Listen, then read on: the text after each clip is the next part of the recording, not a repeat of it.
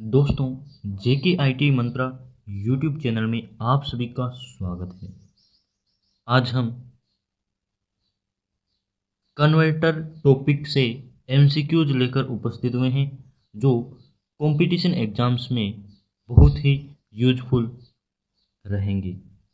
Video को last तक ज़रूर देखिए। इस वीडियो में आपको रोटरी कन्वर्टर से संबंधित महत्वपूर्ण क्वेश्चन मिलेंगे, क्योंकि हमने थ्योरी की क्लास में रोटरी कन्वर्टर टॉपिक को कम्प्लीटली पढ़ा है, तो उसी से संबंधित आपको क्वेश्चन मिलने वाले हैं। ये आपका एमसीक्यू का पहला पार्ट और कन्वर्टर टॉपिक से दूसरा पार्ट रहेगा। तो चलिए शुरू करते हैं और चैनल को सब्सक्राइब जरूर करें। पहला क्वेश्चन है कि धातु शोधन के लिए कौन सी विद्युत धारा आवश्यक होती है। धातु शोधन के लिए कौन सी विद्युत धारा आवश्यक होती है। विद्युत धाराएं दो प्रकार की होती है, अल्टरनेटिंग और डायरेक्ट करंट। तो धातु शोधन के लिए डीसी सप्लाई की आवश्यकता होती है। डीसी की सप्लाई के लिए हमें एसी को डीसी में कन्वर्ट करना पड़ता है, उसी के लिए कन्वर्टर की आवश्यकता होती है। तो कई ऐसे कार्य हैं जो एसी सप्लाई से नहीं किए जा सकते, उन्हीं के लिए डीसी सप्लाई की आवश्यकता होती है। नेक्स्ट क्वेश्चन की बात कर लेते हैं। रोटरी कन्वर्टर को चालू किया जा सकता है, यानी कि रोटरी कन्वर्टर जो एक कन्वर्टर युक्ति है उसे किस करंट से या किस आपूर्ति से हम चालू कर सकते हैं, स्टार्ट कर सकते हैं। तो ऑप्शन है एसी, डीसी, एसी और डीसी दोनों, या फिर none of these. Rotary converter होता है, इसे इनपुट सप्लाई कौन सी दी जा सकती है, ये क्वेश्चन पूछा है। तो ऑप्शन नंबर सी सही आंसर है। इसे एसी करंट देकर भी चालू किया जा सकता है और डीसी करंट देकर भी रोटरी कन्वर्टर को स्टार्ट कर सकते हैं। तो ऑप्शन नंबर सी सही आंसर रहेगा। एसी और डीसी दोनों की सहायता से हम रोटरी कन्वर्टर को स्टार्ट कर सकते हैं। तीसरा क्वेश्चन है, निम्न में से कन्वर्टर क्या कार्य करता है। एसी को डीसी में परिवर्तित, यांत्रिक ऊर्जा को विद्युत ऊर्जा में परिवर्तित, विद्युत ऊर्जा को यांत्रिक ऊर्जा में परिवर्तित, या ऑल ऑफ दीज। यानी कि कन्वर्टर का कार्य क्या होता है। एसी को डीसी में बदलना एक कन्वर्टर का काम होता है। तो ऑप्शन नंबर ए सही आंसर है।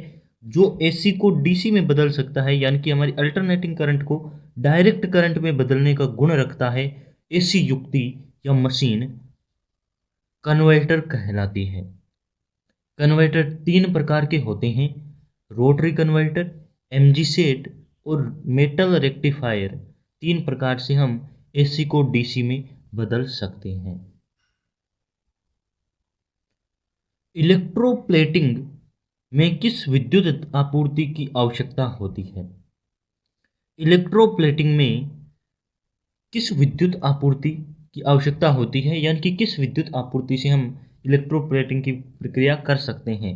इसके लिए एसी, डीसी, ए और बी दोनों, या फिर नन ऑफ दीज, ये ऑप्शन दे रखे हैं। तो हमें डीसी करंट की आवश्यकता होती है जिसे हम इलेक्ट्रोप्लेटिंग प्रक्रिया कर सकते हैं। इसके लिए हमें डीसी सप्लाई की, डीसी आपूर्ति की आवश्यकता होती है। और यदि हम डीसी जनरेटर का चैप्टर पढ़ेंगे तो हमें क्वेश्चन पूछा जाता है कि इलेक्ट्रोप्लेटिंग में किस डीसी जनरेटर का प्रयोग किया जाता है, तो वो भी आपको याद रखना है। डीसी शंट जनरेटर का प्रयोग करते हैं हम इलेक्ट्रोप्लेटिंग की प्रक्रिया के लिए। तो राइट आंसर होगा, इलेक्ट्रोप्लेटिंग में शंट जनरेटर का प्रयोग किया जाता है। यहाँ आपको डीसी आपूर्ति की आवश्यकता होती है। रोटरी कन्वर्टर का प्रयोग क्यों किया जाता है। रोटरी कन्वर्टर का प्रयोग हम क्यों करते हैं। एसी को डीसी में बदलने के लिए, डीसी को एसी में बदलने के लिए, दोनों, या फिर एसी तथा डीसी को उत्पन्न करने के लिए। तो हम रोटरी कन्वर्टर से एसी को डीसी में भी बदल सकते हैं, डीसी को एसी में भी वापस बदला जा सकता है, और एसी डीसी को उत्पन्न भी किया जा सकता है। यहाँ राइट आंसर होगा एसी तथा डीसी को उत्पन्न करने के लिए हम रोटरी कन्वर्टर का प्रयोग करते हैं। रोटरी कन्वर्टर को यदि आप प्राइम मूवर से चलाते हैं तो आपको स्लिप रिंग की साइड एसी सप्लाई मिलती है, जबकि कम्यूटेटर की तरफ आपको डीसी सप्लाई भी मिलती है। आप एसी और डीसी को उत्पन्न भी कर सकते हैं एक रोटरी कन्वर्टर की सहायता से। तो ये एसी को डीसी में बदलने का काम करता है, डीसी को एसी में भी बदलने का काम करता है, और एसी डीसी को उत्पन्न करने का कार्य भी रोटरी कन्वर्टर द्वारा किया जा सकता है। यहाँ आपको ऑप्शन होना था ऑल ऑफ दीज होता तो आप ऑप्शन नंबर डी की तरफ जाते, ऑल ऑफ दीज की तरफ जाते। सिंगल फेज रोटरी कन्वर्टर में स्लिप रिंग की संख्या कितनी होती है? तो स्लिप रिंग की संख्या उतनी ही होती है जितने फेजों की संख्या होती है। यदि 3 फेज की बात की जाए तो 3 स्लिप रिंग होती हैं, 6 फेज की बात की जाए तो 6 स्लिप रिंग होती हैं, वैसे ही 9 फेज में 9 होगी, और यदि हम सिंगल फेज की बात करें तो इसमें 2 स्लिप रिंग होती है। यह आपको याद रखना है, सिंगल फेज में 2 स्लिप रिंग की संख्या होती है। ये इंपॉर्टेंट क्वेश्चन है, इसीलिए दिया है। सिंगल फेज में 2 स्लिप रिंग्स होती है और बाकी में फेजों की संख्या के आधार पर स्लिप रिंग की संख्या होती है। वेव वाउंड आर्मेचर में समांतर पथों की संख्या कितनी होती है? वाइंडिंग 2 प्रकार की होती है, लेप और वेव। लेप वाइंडिंग में A बराबर P होता है, यानी कि आर्मेचर में समांतर पथों की संख्या बराबर पोल्स की संख्या होती है, जबकि वेव वाउंड में A बराबर हमेशा ही 2 होता है, यानी कि आर्मेचर में समांतर पथों की संख्या हमेशा ही 2 होती है। तो राइट आंसर है सी नंबर, यानी कि वेव वाउंड में A बराबर 2 होता है, आर्मेचर में समांतर पथों की संख्या हमेशा ही 2 होगी।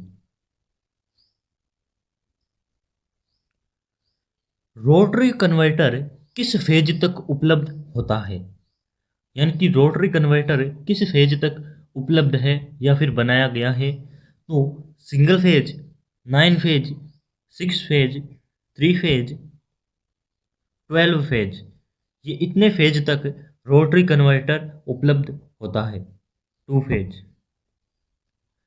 Single phase, 2 phase, 3 phase, 6 phase, 9 phase और 12 फेज तक रोटरी कन्वर्टर उपलब्ध होता है, और ज़्यादातर 3 फेज रोटरी कन्वर्टर का प्रयोग किया जाता है। तो ऑल ऑफ दीज यहाँ राइट आंसर रहेगा।